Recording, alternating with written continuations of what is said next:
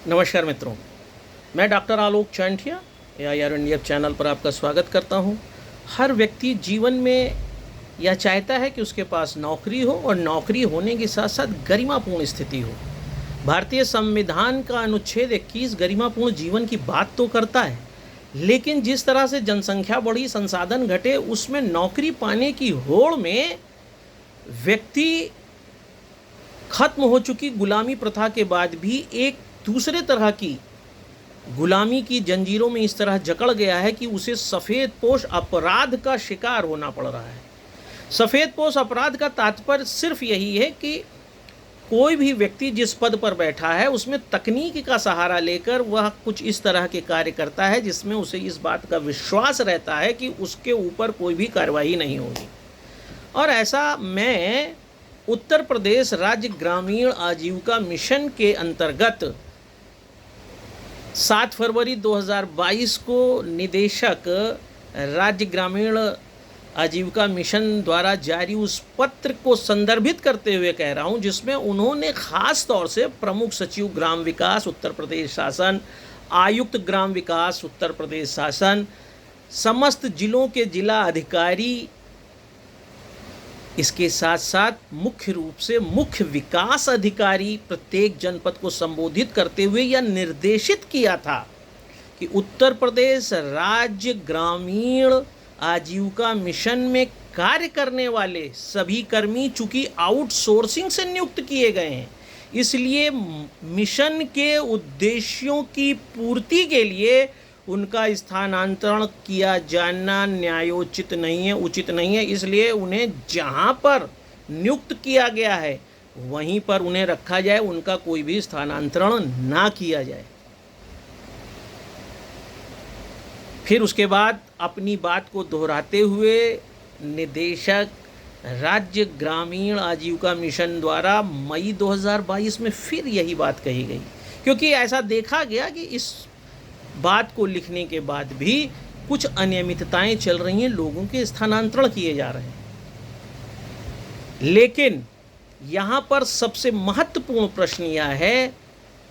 कि अपने पद पर रहते हुए सरकार के एक समर्थित अधिकारी द्वारा जारी किए गए उत्तर प्रदेश शासन के किसी भी सर्कुलर या किसी भी आदेश को किसी जनपद के अधिकारी क्यों नहीं मानते हैं? क्या उनके दृष्टिकोण में राज्य ग्रामीण आजीविका मिशन के आउटसोर्सिंग से नियुक्त कर्मियों का कोई अस्तित्व नहीं है? क्या भारतीय संविधान की प्रस्तावना में हम भारत के लोग में मुख्य विकास अधिकारी और आउटसोर्सिंग के कर्मियों के बीच कोई भेद है? वह उस हम में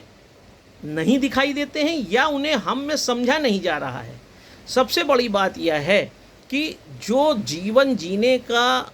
मौलिक अधिकार हमारा है, जो जीवन जीने का गरिमापूर्ण अधिकार हमारा है, उसमें जिस तरीके से निदेशक उत्तर प्रदेश राज्य आजीविका मिशन, या आप उसको परिमार्जित रूप में कह सकते हैं कि जिस तरीके से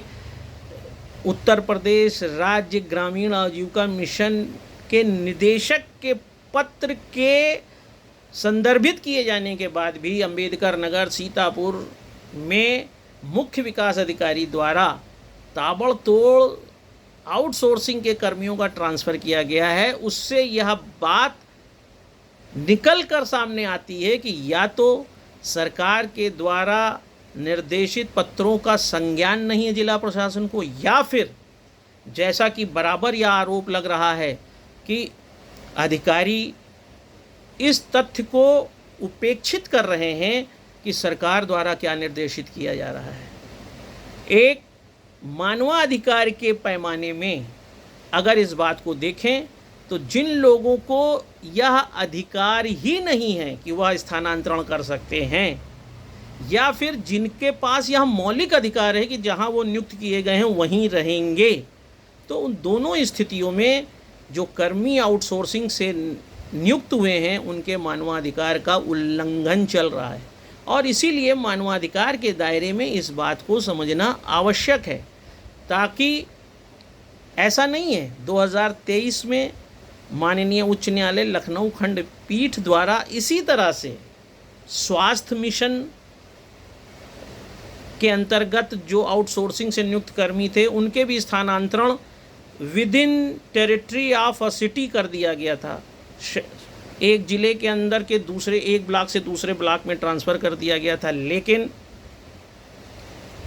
माननीय उच्च न्यायालय लखनऊ खंडपीठ द्वारा यह माना गया कि जब नियुक्ति की शर्तों में स्थानांतरण है ही नहीं, स्थानांतरण किया ही नहीं जा सकता है, तो फिर उन स्वास्थ्य कर्मी का जो आउटसोर्सिंग से नियुक्त हैं और जिनके नियुक्ति पत्र में स्थानांतरण न किए जाने की बात है, जिनके नियुक्ति की शर्तों में ये बात है, उनकी जो भी स्थानांतरण किए गए वो सब अवैध हैं और उन्होंने उसको रद्द कर दिया था। ऐसी स्थिति में आउटसोर्सिंग से ही राज्य ग्रामीण आजीविका मिशन में भी अगर ऐसी कोई बात हो रही है या हुई है तो वह भी एक गलत प्रकरण है। यह कम वेतन पर काम करने वाले लोगों को मानसिक दबाव में रखने जैसी स्थिति है। उन्हें बेवजह न्यायालय की तरफ ले जाने की स्थिति है, क्योंकि भारत में हर व्यक्ति न्याय पाने के लिए नहीं दौड़ता है। और फिर आउटसोर्सिंग जैसी व्यवस्था में तो हर आदमी अब डरने लगा है, क्योंकि जब जो चाहेगा बिना किसी कारण को बताए आपकी नौकरी समाप्त कर देगा। ऐसे में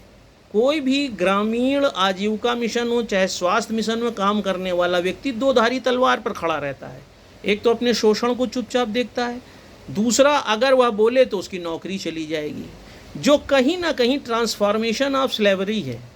गुलाम होने को एक परिवर्तित रूप में रखा गया है, जहाँ पर एक स्वतंत्र रूप से अभिव्यक्ति की स्वतंत्रता भी रखी गई है और ऐसी आर्थिक स्थितियां आजीविका के लिए खड़ी कर दी गई हैं जिसमें व्यक्ति चाहते हुए भी बोले ना,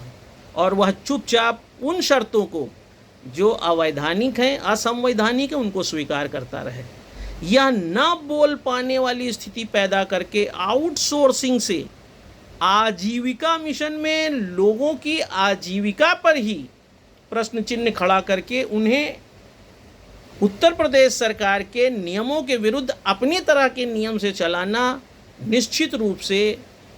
एक विधि सम्मत राज्य की संकल्पना में और कल्याणकारी राज्य की संकल्पना में उचित नहीं है। इसलिए सभी उत्तर प्रदेश के मुख्य विकास अधिकारियों को, जिनके यहाँ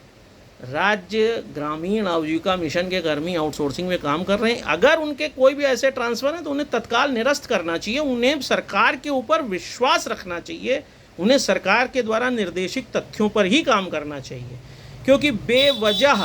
किसी भी नागरिक को न्यायालय की तरफ जाने के लिए प्रेरित करना और न्यायालय न जाने की स्थिति में उन्हें एक मनोवैज्ञानिक स्तर पर दबाव में रखकर नौकरी के लिए प्रेरित करना प्रजातंत्र के मूल उद्देश्यों को तिरोहित करना है और पारदर्शी कार्यस्थल पर एक स्वस्थ वातावरण के विपरीत किया गया कार्य है। यह वीडियो मैंने सिर्फ इसलिए बनाया है ताकि राष्ट्रीय ग्रामीण आजीविका मिशन हो चाहे उत्तर प्रदेश राज्य ग्रामीण आजीविका मिशन हो, कोई भी कर्मचारी हो, अगर उसके नियम की शर्तों में यह बात दी गई है तो उसे पहले लिखित रूप में